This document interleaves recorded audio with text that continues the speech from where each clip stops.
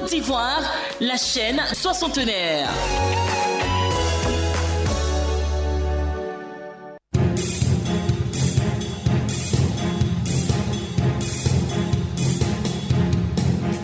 Santé plurielle. Santé plurielle, le magazine grand format qui traite des sujets liés à la santé et au bien-être avec des spécialistes pour répondre à tous vos problèmes de santé. Santé plurielle, du lundi au jeudi, de 9h05 à 10h sur Radio Côte d'Ivoire. Présentation, Bintou Sanogo.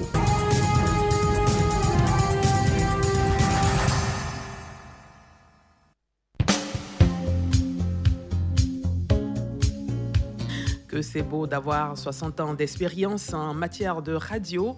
Encore une fois, joyeux anniversaire à tous les auditeurs, à nous-mêmes.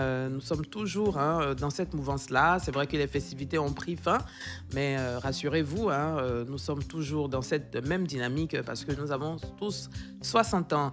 Et ce matin, nous parlons de la CIT avec M. Glélé Kandiko Alain, naturopathe, chercheur, gynécologue. Avec lui, nous parlons de ce sujet important. Qu'est-ce que c'est que la CIT ? Comment ça se manifeste, comment savoir qu'il s'agit d'un cas d'acide, quand l'acide est diagnostiqué, quel est le traitement, comment se comportent les personnes qui souffrent d'acide, côté alimentaire, côté hygiène de vie. On va voir toutes ces préoccupations au cœur de notre émission. Donc, asseyez-vous confortablement. Nous démarrons maintenant. Et tout à l'heure, dans la deuxième partie de notre émission, nous allons mettre le téléphone à votre disposition pour que vous puissiez interagir avec notre invité, notre spécialiste du jour. Cela dit, l'équipe est composée de Aïssata Koulibaly à la réalisation. Elle a fêté 1 an de plus récemment. Je lui souhaite un merveilleux anniversaire. Que du bonheur pour toi, ma jolie. Que Dieu te bénisse abondamment. Et merci pour la personne merveilleuse que tu es et que Dieu te garde. Nous t'aimons très fort, tu le sais déjà. Et puis lui, c'est Dioman Stéphane. Il assure la mise en onde de cette émission. Je suis Bintou Sanogo. Je vous souhaite un bon mois de novembre. Aujourd'hui, nous sommes déjà le 2 novembre. On vous souhaite vraiment que du bonheur durant ce 11e mois de l'année et pour le reste de l'année. Que du bonheur. N'est-ce pas, Papa Glélé Kandiko? Bonjour. Bonjour, Madame Bintou. Comment allez-vous? Ça va très bien. Bienvenue sur Radio Côte d'Ivoire. Merci beaucoup. Alors, avec vous ce matin, on parle de la CIT. Vous êtes spécialiste de plusieurs cas, de plusieurs problèmes de santé. Vous traitez les hépatites, les problèmes de foie, l'épilepsie, les problèmes d'infertilité. Vraiment, vous êtes multidimensionnel dans ce domaine-là. Et aujourd'hui, vous avez dit, Bintou, on va parler de la CIT. Oui. Qu'est-ce que c'est que la CIT, Monsieur Glélé? Merci. Merci, Madame Bintou. Je vous salue, chers auditeurs. Ici, vous avez Dr Glélé Kandiko Alain. Je suis phytothérapeute, gynécologue, comme l'a su bien signifier Madame Bintou. Je suis spécialiste des maladies virales et encore l'infertilité chez l'homme, je maîtrise cela à 100%. Merci. Et l'acide, comme définition de l'acide, nous allons parler. L'acide est l'accumulation ou l'épanchement anormal de liquide dans l'abdomen, plus précisément dans la cavité péritonéale. Ce liquide d'acide peut, dans certains cas, être infecté. On parle de péritonite bactérienne spontanée, sans source apparente, particulièrement fréquente dans l'acide causée par la cirrhose hépatique. En résumé, l'acide correspond à la présence de liquide dans la cavité péritonéale. D'accord. Bon, cavité péritonéale, tout ça, c'est un peu lourd pour tous ceux qui nous suivent. Oui. On va simplifier un peu, mais déjà, on retient que c'est un liquide qui se retrouve dans la cavité péritonéale, c'est-à-dire dans le ventre. D'accord. Ok, pour que tout le monde puisse bien comprendre, dans le ventre. Voilà. Mais comment ce liquide se retrouve là, justement, Monsieur Glélé? Oui.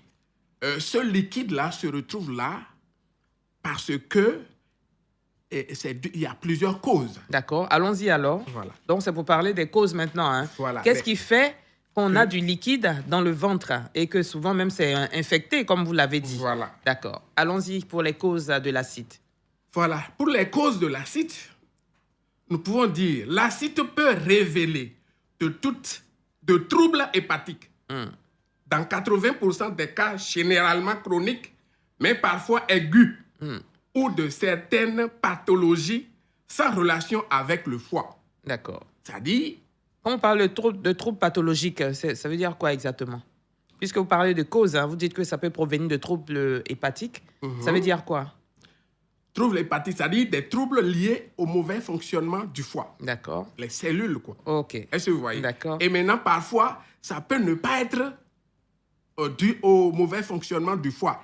Les causes peuvent être aussi ailleurs. Ah, d'accord. Donc, allons-y alors avec toutes les autres causes. Donc, nous pouvons alors plus précisément, nous avons comme cause hépatique, nous avons l'hypertension portale, qui représente 90% des cas hépatiques, le plus souvent dû à une cirrhose. D'accord.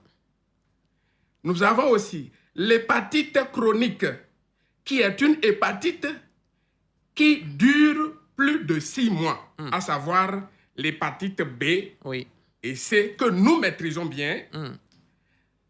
Les maladies auto-immunes du foie, c'est-à-dire inflammation du foie, qui se déclarent lorsque le système immunitaire attaque le foie. Nous pouvons aussi parler de l'hépatite alcoolique sévère sans cirrhose. D'accord. On peut aussi parler de l'obstruction de la veine hépatique.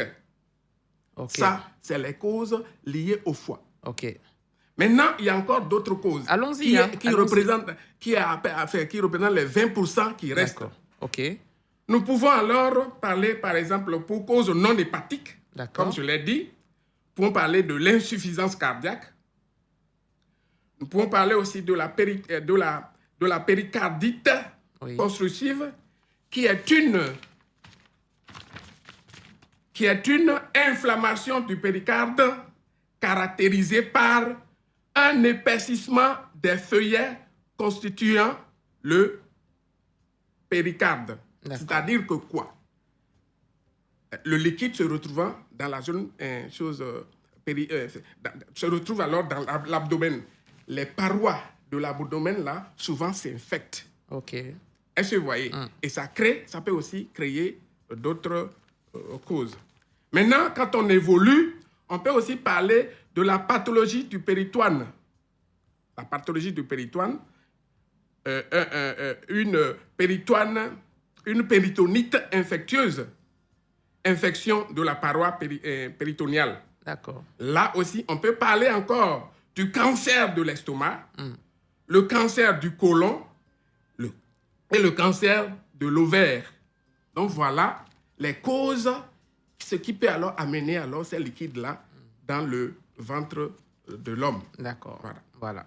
Donc, beaucoup de termes un peu scientifiques ce matin, mais tout ça pour dire que quand il y a de l'eau dans votre ventre, il faut s'en inquiéter parce que ça peut avoir des causes qui peuvent vous créer d'énormes problèmes. Mais on va voir ça en détail avec M. Guélec Kandiko-Alain. Si vous nous prenez en marche aujourd'hui, nous parlons de l'acide. Alors, après donc, ces causes hépatiques et non hépatiques et tout ça, on va maintenant voir la manifestation. Comment ça? C'est vrai qu'on sait qu'il y a de l'eau dans le ventre quand il y a l'acide, mais comment la personne se sent? Est-ce qu'il y a d'autres signes qui doivent alerter? Et puis, comment savoir même qu'on a de l'eau dans son ventre? Voilà. Je vais alors rapidement vous parler des symptômes de détection de l'acide.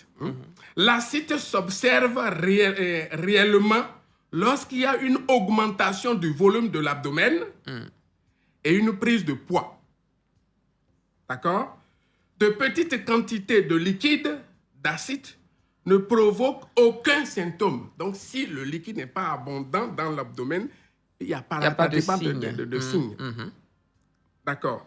Des quantités massives, quant à elles, peuvent faire observer une lourdeur abdominale, la présence d'œdème au niveau des membres inférieurs, une compression du diaphragme, et on peut aussi parler de la fièvre. Quand on évolue, on peut parler du ventre ballonné, l'œdème quelquefois généralisé, la fatigue très poussée, sommeil difficile, douleur généralisée, et plus précisément du côté droit de la poitrine. D'accord. Hein? OK. Voilà. Et on peut aussi parler de l'apparition de boules dans le ventre, l'apparition de boules dans le ventre. Mm-hmm. Et le ventre devient dur souvent. D'accord. Amaigrissement aussi, la personne amaigrit. Et puis, il y a souvent aussi manque d'appétit. OK. Voilà. Alors, quand on voit tous ces signes que vous avez évoqués tout à l'heure, on voit qu'on peut avoir le ventre ballonné, mais sans forcément avoir l'acide. Parce qu'il y a des gens qui sont ballonnés. Mais est-ce qu'il s'agit forcément des cas d'acide? Donc, comment se fait justement le diagnostic?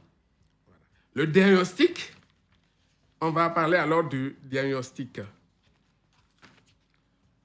Je viens. Parce que tout ce que vous avez évoqué, est-ce que, par exemple, quelqu'un qui a la fièvre, quelqu'un qui manque d'appétit, quelqu'un qui est ballonné, ce n'est pas forcément l'acide? Oui. Voilà. Comment faire la différence et comment diagnostique-t-on l'acide? Voilà. Le diagnostic de l'acide peut être fondé sur l'examen clinique en cas de grande quantité de liquide, mais l'imagerie, à savoir l'échographie et le scanner, révèlent de petits volumes de liquide, c'est-à-dire qui se situent entre 100 à 200 millilitres, que ne fait l'examen clinique. C'est-à-dire l'examen clinique, c'est quand il y a une abondance, quand le liquide est abondant, mais la TDL, la TDM ou le scanner, eux autres, quand il s'agit d'une petite quantité, eux autres, ils arrivent alors à révéler réellement qu'il s'agit de cas d'acide. D'accord? Dans le cas où le patient présente une acide a également des troubles abdominaux, de la fièvre, une détérioration inexpliquée. Un test sur le liquide d'acide s'avère obligatoire pour savoir si on est en présence d'une acide apéritonite bactérienne spontanée. D'accord. Maintenant, pour finir, dans le diagnostic, il faut rechercher l'élément provocateur de l'acide, l'organe mis en cause. On peut parler, par exemple, alors faire la transaminase ou la gamma-GT qui rassure, comment dirais-je, les causes hépatiques. D'accord. Voilà, okay. Gamma-GT qui rassure les causes hépatiques. Ce qui est sûr, en un mot, il faut partir à l'hôpital. Voilà. Il ne faut jamais attendre de toutes les façons.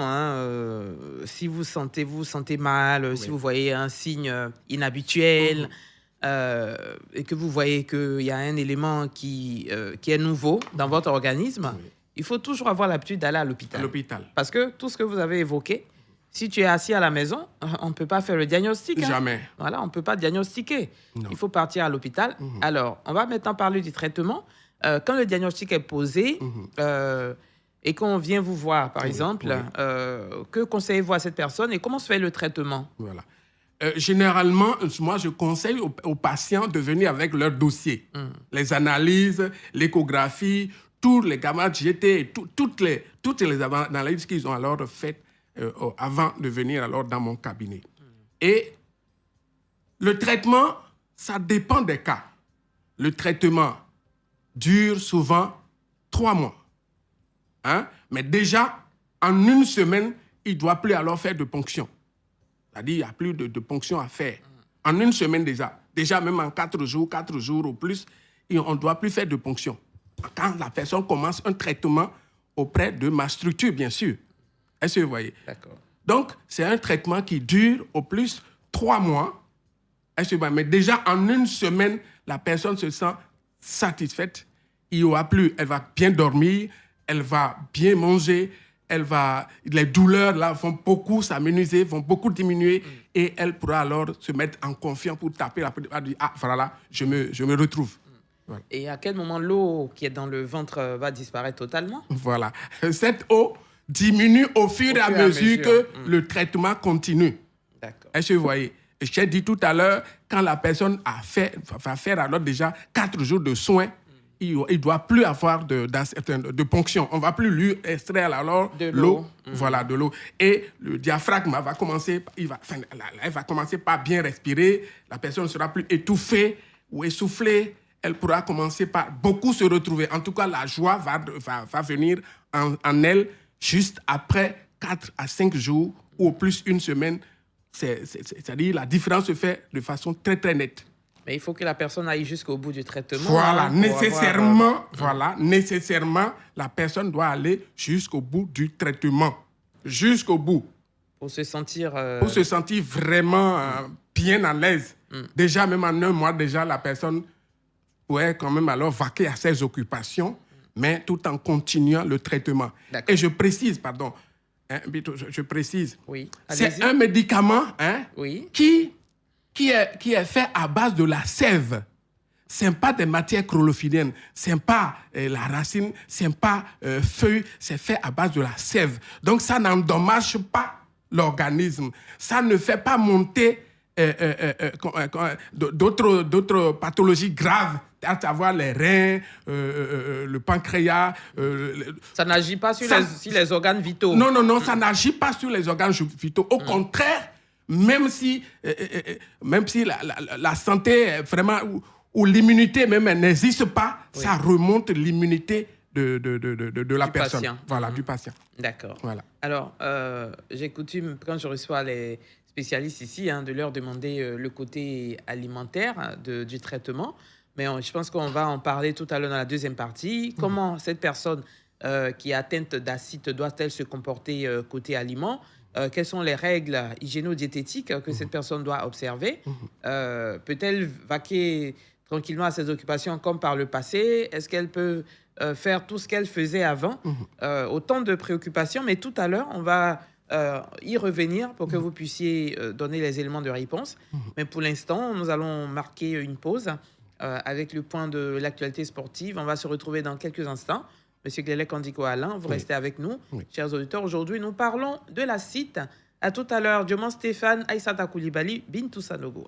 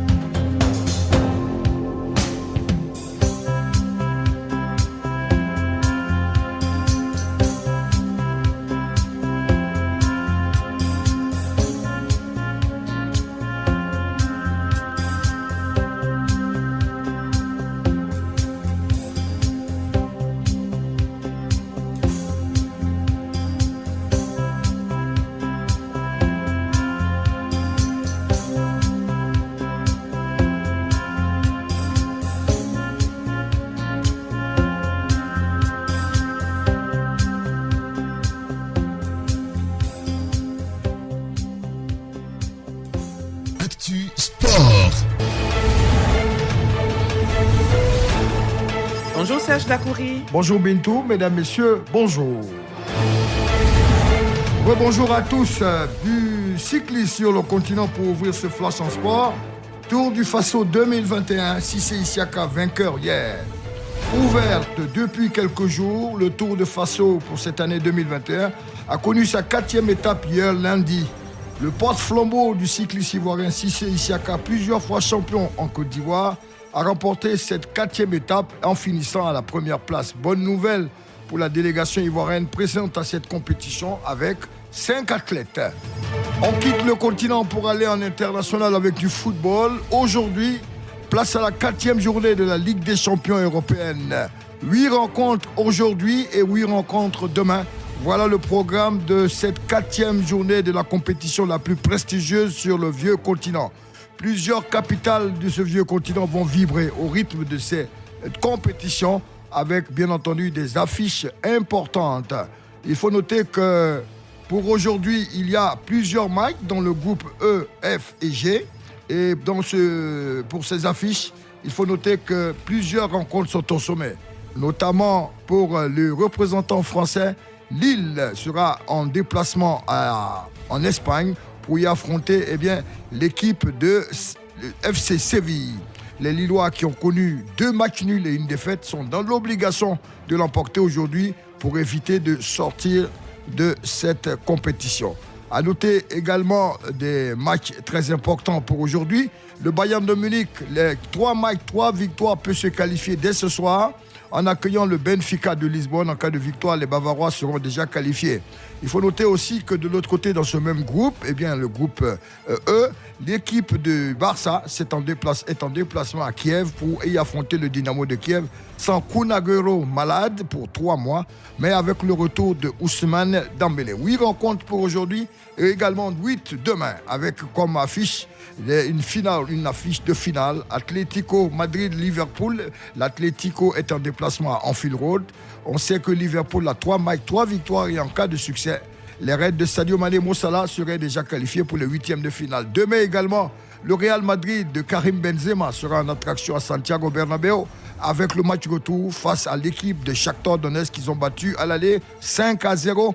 Et n'oublions pas de rappeler que le Paris Saint-Germain, avec ses stars Neymar, Mbappé, sera aussi en déplacement en Allemagne pour y affronter demain l'équipe de Leipzig. Voilà donc l'actualité dominante avec la première place de Cissé Isiaka hier au Burkina Faso, au Tour de Faso. Et hier et aujourd'hui, cette